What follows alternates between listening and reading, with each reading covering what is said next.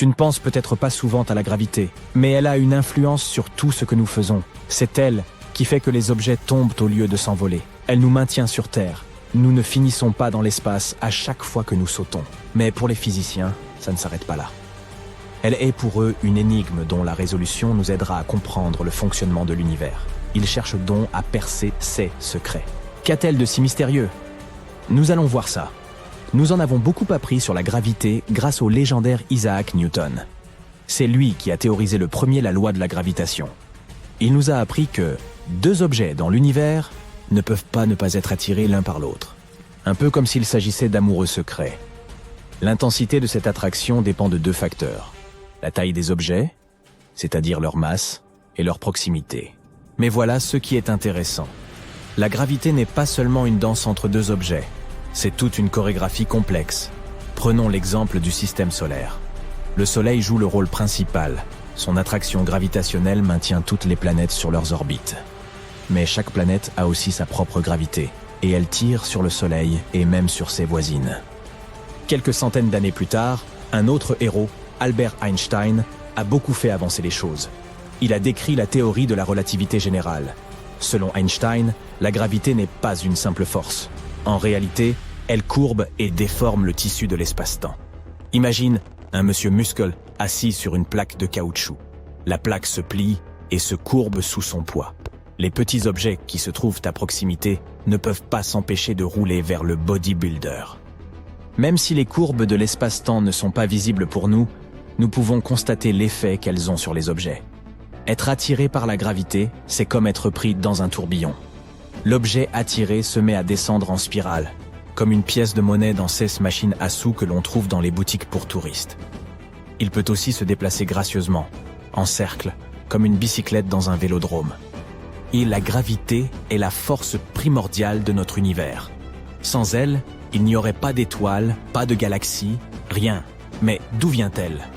C'est la grande question, et nous n'avons pas encore de réponse complète, mais nous avons quelques idées.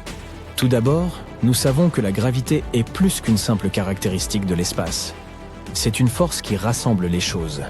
Étonnamment, c'est la force la plus faible de toutes. Mais jetons un regard différent sur tout ça. Tu risques d'être surpris. Au lieu d'une force qui pousse ou attire directement les objets, il s'agirait d'une danse. Et aussi étonnant que cela puisse être, la gravité n'est pas seule dans cette danse. Elle partage la vedette avec d'autres forces, comme l'électromagnétisme par exemple. Imaginons deux électrons. Ce sont nos danseurs. Ils ne se guident pas l'un l'autre directement comme tu le fais quand tu danses, toi. Au lieu de cela, l'un des électrons crée un champ autour de lui, un champ de force invisible. Ce champ prépare le terrain pour le spectacle. L'autre électron détecte ce champ et commence à tourner et à interagir avec lui. C'est comme s'ils suivaient tous deux une chorégraphie. Lorsque nous observons cette danse, nous avons l'impression que le deuxième électron est poussé ou tiré par le premier. En réalité, il s'agit de mouvements complexes et d'interactions entre les danseurs et le champ qui les réunit. Les danseurs ne se touchent jamais, mais leurs interactions à l'intérieur du champ donnent l'impression qu'ils sont liés. C'est un beau spectacle. Ce champ et les mouvements qui s'y déploient créent l'illusion que nous sommes en présence de force. C'est ce que nous appelons la gravité. Et même s'il ne s'agit pas d'une force au sens habituel du terme, elle se comporte comme telle. Nous la qualifions de force émergente, car elle provient de l'interaction entre l'espace et les objets. Certains scientifiques évitent par conséquent le terme de force gravitationnelle et lui préfèrent celui d'interaction. Il s'agit simplement d'une façon qu'ont les particules de se mélanger et d'échanger de l'énergie et des informations. Interaction électromagnétique, interaction gravitationnelle, tout cela participe d'une même chose. C'est du moins l'une des théories. D'autres scientifiques pensent que la gravité serait constituée de minuscules particules appelées gravitons. Ces particules agissent secrètement et font s'attirer les objets entre eux. Cependant, nous n'avons pas encore été en mesure de voir directement ces insaisissables gravitons. Mais selon cette théorie, la gravité serait à la fois une force et une particule. Comme tu peux le constater, nous avons du mal à expliquer le fonctionnement de la gravité à grande échelle. Mais nous avons au moins une bonne compréhension de son fonctionnement dans certaines situations. L'orbite des planètes autour du Soleil, la chute des objets, et ainsi de suite. Mais que se passe-t-il lorsque nous passons à l'échelle atomique? Et si nous nous aventurons dans les profondeurs des trous noirs et du Big Bang? C'est ici que tout commence à dérailler pour nous. D'abord, voyons un peu ceux qui se trament en mécanique quantique. Il se passe quelque chose de particulier dans ce monde minuscule. La gravité, la force qui rassemble les choses, semble s'effacer. À l'échelle microscopique, d'autres forces, comme l'électromagnétisme, prennent le devant de la scène et semblent éclipser la gravité. Les scientifiques s'interrogent sur la possibilité d'un tel phénomène. Pourquoi la gravité disparaît-elle soudainement ? Nous n'en avons encore aucune idée. Et lorsqu'il s'agit des échelles les plus grandes, avec d'immenses objets comme les trous noirs, la question atteint un tout autre niveau de complexité. Par exemple, à l'intérieur d'un trou noir, les lois de la physique et de la gravité telles que nous les connaissons n'ont plus cours. Même chose lorsque nous essayons de comprendre ce qu'il en était de la gravité immédiatement après le Big Bang. D'où vient-elle ? Nous n'en savons rien. Nous nous trouvons dans un brouillard cosmique absolu. Mais rassure-toi, les scientifiques travaillent d'arrache-pied pour en savoir toujours plus sur cette énigmatique force émergente. Ils réalisent toutes sortes d'expériences et utilisent des technologies de pointe pour en déchiffrer le code. Même s'il nous reste encore beaucoup de choses à comprendre, nous progressons chaque jour. Par exemple, c'est ce qu'est une lentille gravitationnelle, c'est comme un beau tour de magie. Imagine un rayon de lumière intrépide empruntant une trajectoire rectiligne à travers l'univers. Mais lorsqu'elle croise l'attraction gravitationnelle d'un objet massif, cette trajectoire se transforme en de véritables montagnes russes. La gravité de l'objet massif plie le tissu de l'espace-temps, créant un effet de miroir déformant.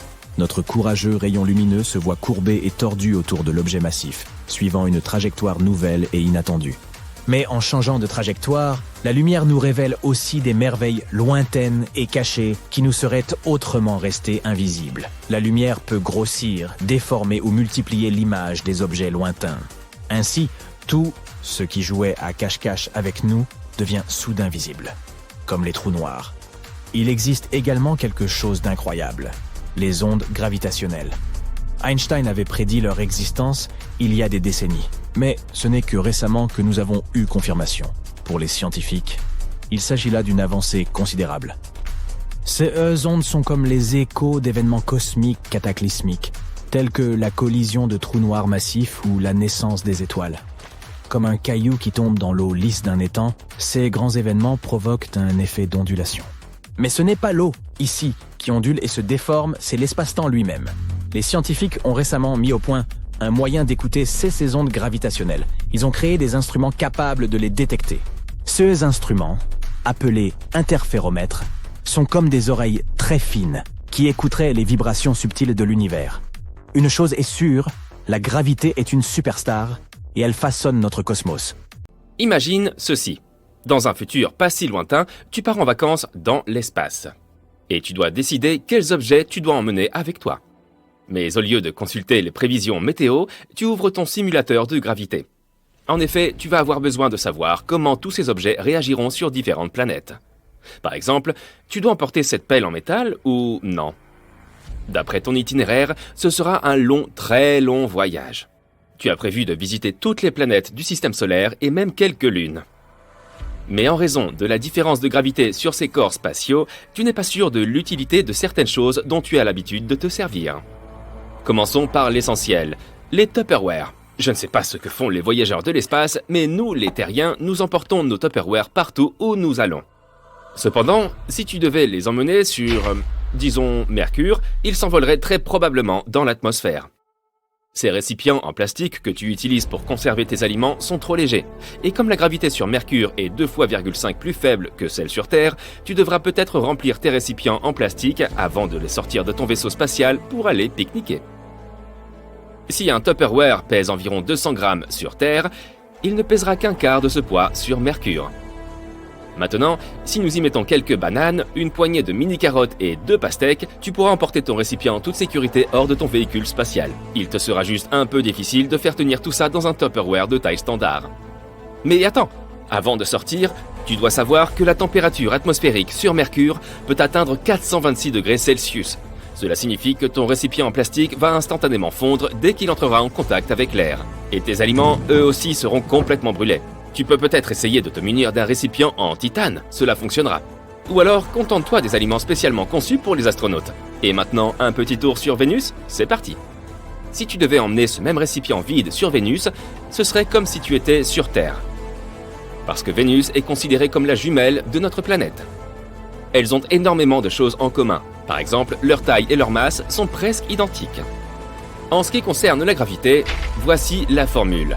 Plus la masse est importante et plus la densité est élevée, plus la gravité est forte. La gravité sur Vénus est environ 10% plus faible que sur la Terre. Donc oui, tu peux quitter ton vaisseau spatial avec ton récipient, vide ou plein, et profiter d'un magnifique déjeuner pittoresque sur la surface de Vénus. Tu devras cependant trouver un moyen de manger sans enlever ta combinaison spatiale. L'atmosphère de Vénus est chargée d'acide sulfurique.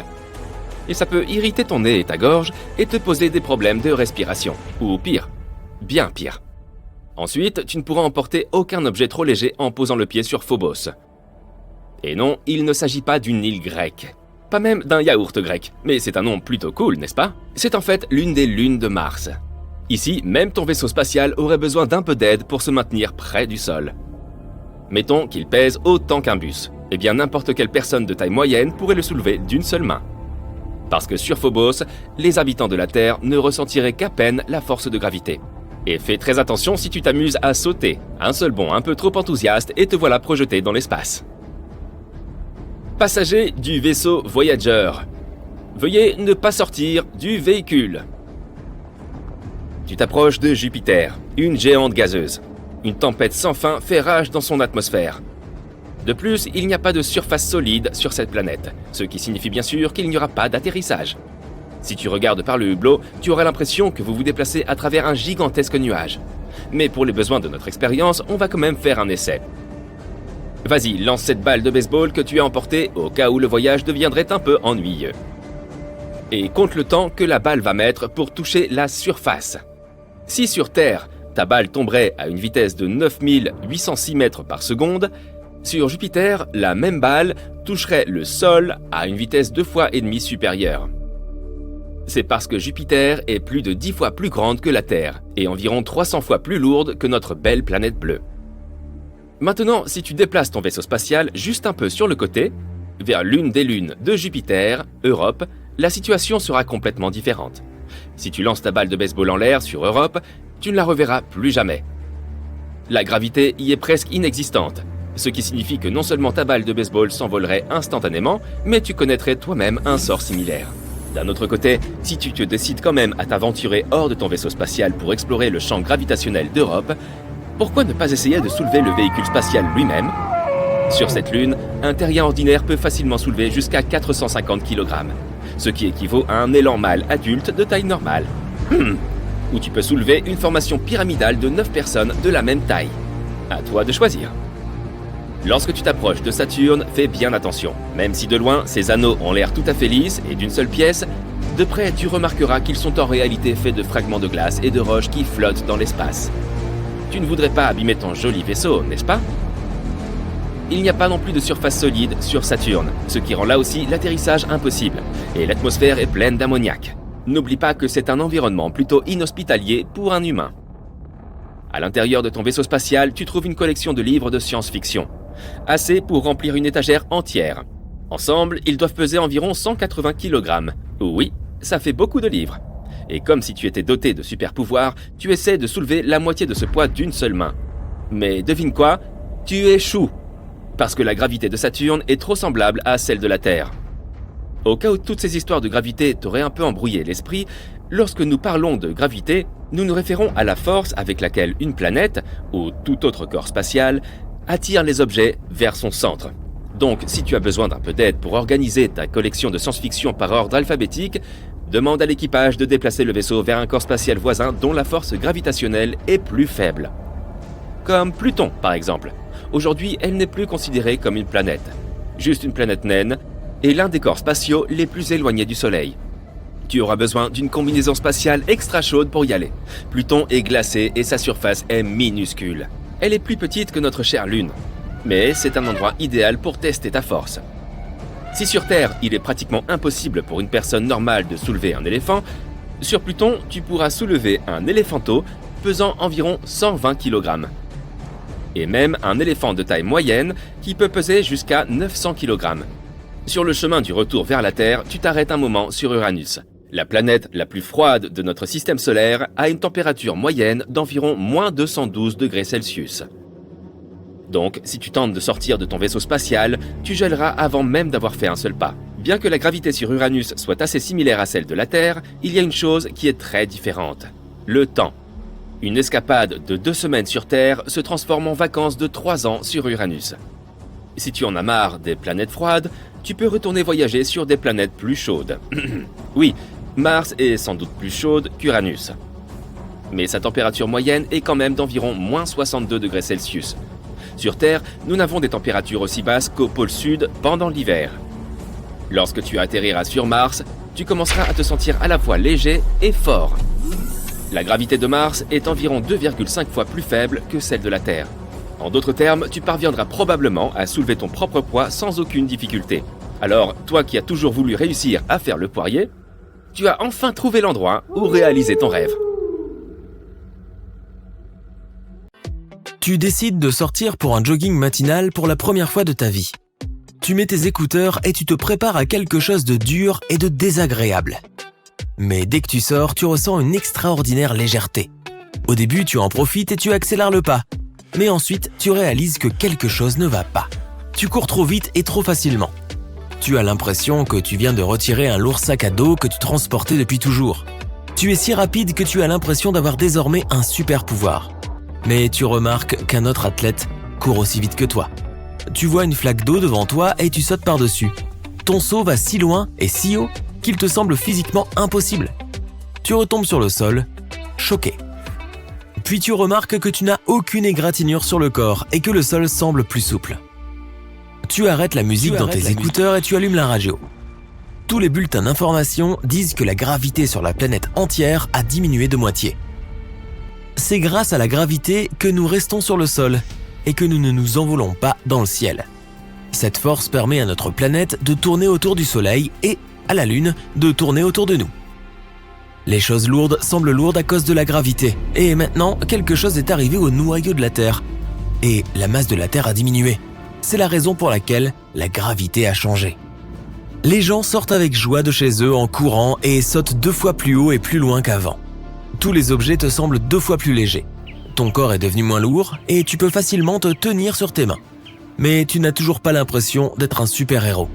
Tu ne peux pas soulever une voiture, même si son poids a diminué de moitié. Maintenant, le parcours est plus facile à réaliser pour tout le monde. Le poids de ton corps a diminué, ce qui signifie que tu subis moins de dommages lorsque tu tombes. Cependant, la panique remplace rapidement la joie de ces nouvelles conditions. Il est devenu difficile pour toi de respirer, comme pour toutes les autres personnes. L'air est devenu plus léger. La force de gravité actualisée a réduit la pression de l'air de moitié. Maintenant, tu as l'impression de te trouver à 5000 mètres d'altitude dans les rues d'une ville ordinaire. C'est comme si tu te trouvais à mi-chemin du sommet du mont Everest. L'air n'est plus aussi dense et l'essentiel s'est déposé dans l'atmosphère. Au début, tout le monde est pris de vertige et de panique. Tu as l'impression qu'il n'y a pas assez d'air dans tes poumons, alors tu deviens nerveux. Pour résoudre ce problème, il faut apprendre à respirer lentement et régulièrement. Ainsi, tu te calmes un peu. Les autres apprennent également à être plus tranquilles et ne vivent plus dans la précipitation. Vous êtes tous moins stressés et profitez de chaque jour. Ensuite, les scientifiques créent des masques à oxygène uniques. Il suffit de le mettre, de respirer et un filtre spécial exerce une pression sur les molécules d'oxygène, rendant l'air plus dense. Après quelques décennies, les gens enlèveront ces masques car ils finiront par être habitués aux nouvelles conditions. De nouvelles générations vont naître avec des poumons adaptés. L'atmosphère de la Terre est en expansion. On dirait que le ciel s'est élevé et a pris une teinte sombre. Les satellites qui tournent autour de la Terre sont maintenant dans notre atmosphère. Mais la gravité de la Terre les attire toujours. Vous voyez des milliers de satellites brûlés. Certains débris spatiaux survivent aux boucliers atmosphériques et atterrissent au sol. Une douche de météorites commence. Les déchets de l'espace s'écrasent sur les maisons, les routes, les arbres et les voitures. Tu décides avec le reste de la population d'attendre la fin de la tempête en sous-sol dans le métro ou les caves. Heureusement, la pluie ne dure pas longtemps. Les gens sortent de leur cachette et regardent le ciel avec surprise. La lune change de position et s'envole lentement. Bientôt, elle disparaît complètement. Notre planète ressemble maintenant à une boule pesante au centre d'une énorme couverture. Cette couverture représente la gravité. Elle se plie sous le poids de la boule. Si tu poses un objet léger sur la couverture, il roulera vers la terre. Mais si cet objet se déplace à grande vitesse, il sera capable de tourner sur le bord de la couverture et ne tombera pas au centre. Grâce à cette vitesse, la Lune ne risque pas de nous tomber dessus, mais en même temps, elle ne peut pas s'envoler. Maintenant que la force de gravité a baissé, la couverture est devenue 2 fois plus lâche. La vitesse de rotation permet à la Lune de s'envoler hors de notre champ gravitationnel. Elle va simplement dans l'espace. Les gens seront en mesure d'observer la Lune errante pendant longtemps à travers des télescopes. Des météorites risqueraient de s'écraser sur elle. Elle pourrait également trouver une autre planète avec une gravité plus forte et tournerait autour de ce nouveau foyer. La Lune peut rester en place, mais elle gravitera autour de la Terre à une vitesse plus lente. Dans tous les cas, il n'y aura plus de marée sur notre planète et le niveau de la mer restera le même. En mer, tu peux aussi sentir les changements. Il est beaucoup plus facile pour toi de rester dans l'eau et tu peux nager plus vite. Mais le plus cool, c'est de courir le long du rivage. Les éclaboussures flottent dans différentes directions, si lentement et si joliment. Les vagues courent sur le sable au ralenti, elles aussi. Le poids des voitures, des avions et des bateaux a diminué et les gens consomment donc moins d'essence maintenant. On peut parcourir 2 fois plus de distance avec un réservoir plein. Le transport de carburant est plus facile et on dépense moins d'énergie pour les vols. L'essence devient moins chère. La diminution de la gravité inspire le développement du tourisme spatial. Il devient beaucoup plus facile pour les gens de s'envoler hors de l'orbite de la Terre. L'hiver arrive. Tu marches dans la rue pendant une chute de neige. Tu as l'impression que les flocons sont coincés dans l'air tellement ils sont lents. Tu marches sur la glace et tu réalises qu'il est presque impossible d'avancer sur une surface aussi glissante. Ton poids a diminué et la pression de tes pieds sur la glace est 2 fois plus faible. Tu glisses et tu ne peux pas t'arrêter. Tu tombes souvent mais tu ne ressens aucune douleur. Lorsque le vent est fort, il est difficile de rester sur ses pieds. Si tu sautes, tu peux même t'envoler. L'adhérence des roues sur la chaussée se détériore. Le conducteur ne peut plus freiner brusquement. Les pneus ne patinent pas, mais la voiture continue de glisser pendant un certain temps. C'est pourquoi de nouvelles limitations de vitesse sont introduites dans le monde entier. Tu peux encore profiter d'une force extraordinaire et de longs sauts, mais après quelques générations, le corps humain évoluera et s'adaptera complètement à ces conditions. Les hommes et les animaux naîtront plus grands et plus corpulents. Des tigres majestueux de la taille d'un camion se promènent dans les rues de la ville. Des flamants roses de la taille d'un avion volent dans le ciel bleu foncé. Mais le pire, c'est que la taille des insectes a également augmenté. Un cafard ordinaire peut maintenant atteindre la taille d'une souris d'ordinateur. Et les tarentules deviennent 2 fois plus grosses qu'une pomme de main adulte. En même temps, tous les êtres vivants deviennent plus légers. Les humains deviendront des créatures élégantes et agiles. Nos os et nos muscles vont s'étirer. La structure de l'ensemble du corps humain va changer. Nous deviendrons plus minces et plus souples. Le sang circulera plus lentement dans les veines et les vaisseaux, ce qui nuira considérablement au travail du cerveau. Mais seulement au début. À l'avenir, le corps se développera. Le cerveau augmentera ainsi que le nombre de connexions neuronales à l'intérieur. Les poumons deviendront plus sensibles et plus spacieux. Les gens seront plus intelligents et plus sages. Tous les appareils et matériaux seront développés en fonction des nouvelles conditions.